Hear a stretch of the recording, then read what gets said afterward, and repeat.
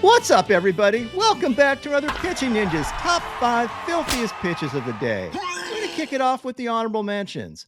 First, I have Joe Ryan for these sweepers. He had 8 Ks and 6 scoreless innings.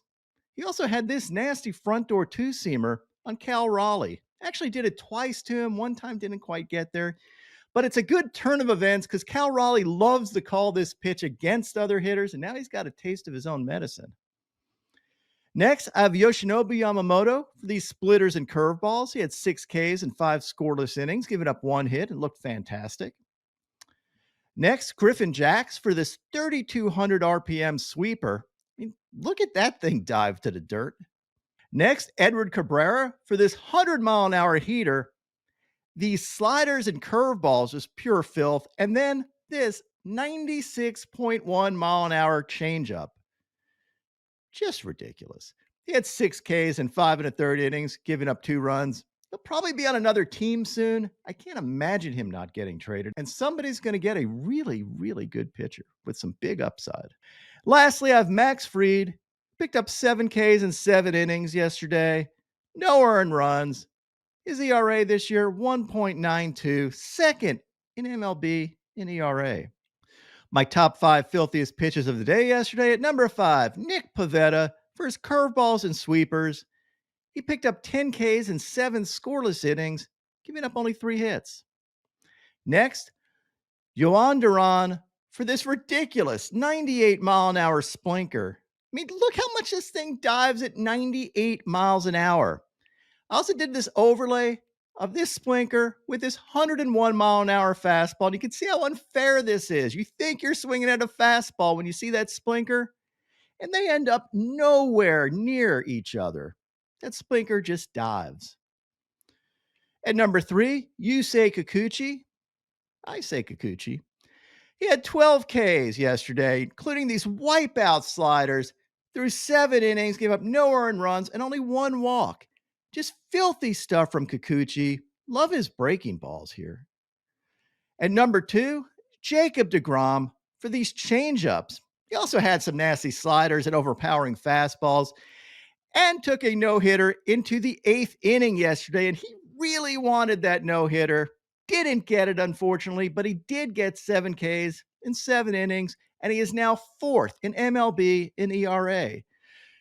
Dude, remember when he first came back, Will, and I was like, I'm not sure he's going to be the same pitcher. The velo wasn't there. The second that velo got back up, he's back to being Jacob deGrom. And at number 1, we have Jacob Misiorowski. Man, this dude is must-watch baseball. Check out this sequence of a 100-mile-an-hour fastball absolutely painted, and then also paints with a 95-mile-an-hour slider and a 94-mile-an-hour slider in a 3-pitch K. Yeah, the hitter doesn't swing at it, but you know what? I am not going to make fun of anybody not swinging at these pitches because they are perfect. Next, he also had these back-to-back 102-mile-an-hour heaters, and look at the location of these.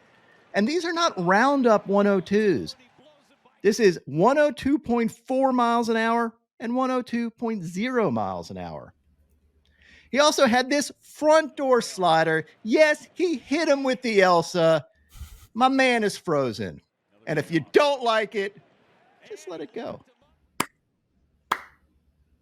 I did a comparison of Jacob deGrom versus Jacob Misiorowski's mechanics, and they are pretty darn identical. They both have a relatively low release point, get down the mound similarly. I posted this on X, and some folks were saying, oh, I hope he doesn't have Jacob deGrom's injury-riddled career. My response is, number 1, there are many, many, many other factors that cause injury other than mechanics. Workload, velo, your genetics, how your UCL is built, so many different things. You cannot tell that based on mechanics. Secondly, just about every pitcher that has ever stepped foot on a baseball mound, 99.99999% of pitchers would take Jacob deGrom's career. If that's your downside, Miz, you're doing well. Here's an overlay of Jacob Misiorowski's 96-mile-an-hour slider and 89-mile-an-hour curveball, so you can see the difference in movement of those two pitches. He threw 54 strikes out of 74 pitches this game. He hit triple digits 19 times this game. His slider is basically an MLB average fastball. That's how ridiculous his slider velo is. He's given up 3 hits in 3 games. He is 3-0. The only pitcher to throw 5 innings or more while allowing 2 hits or fewer in his first 3 games in MLB history. That's how good The Miz has been. Nobody beats The Miz because he's 3-0. And he's got 3/4 of Paul Skeens' win total this year in his 3 starts. That's criminal. Nobody beats The Miz. That's perfect. You remember those commercials, right? Oh, of course.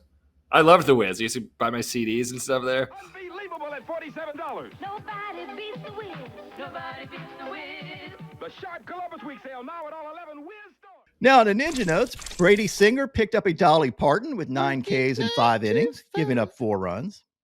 Sean Burke had 7 Ks in 5 innings, giving up no earned runs. I really liked his curveball this game. Paul Skeens had one of his worst games of his career, had 4 Ks in 4 innings, giving up 4 runs. Just wanted to point that out. He'll be back, though. I have a feeling Paul Skeens will recover from this. I mean, his ERA is still 2.1? Yeah. Richard Fitz had 6 Ks in 4 innings, giving up 2 runs. Mackenzie Gore had 6 Ks in 6 innings, giving up 1 run. His ERA, 3.09. Jacob Lopez had 6 Ks in 7 scoreless innings.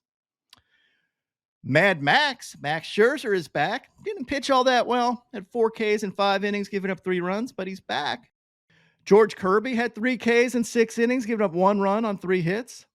Clay Holmes had 2 Ks in 5 innings, giving up 1 run. He did give up 4 walks. Drew Rasmussen had 5 Ks in 5 scoreless innings. He faced Michael Wacha, who had a very nice outing, going 6 innings with 9 Ks. Very nice. Giving up 3 runs. Matthew Boyd had 3 Ks in 6 scoreless innings. Colton Gordon had 4 Ks in 5 scoreless innings and outdueled Zach Wheeler, who had 8 Ks in 6 innings, giving up 1 run.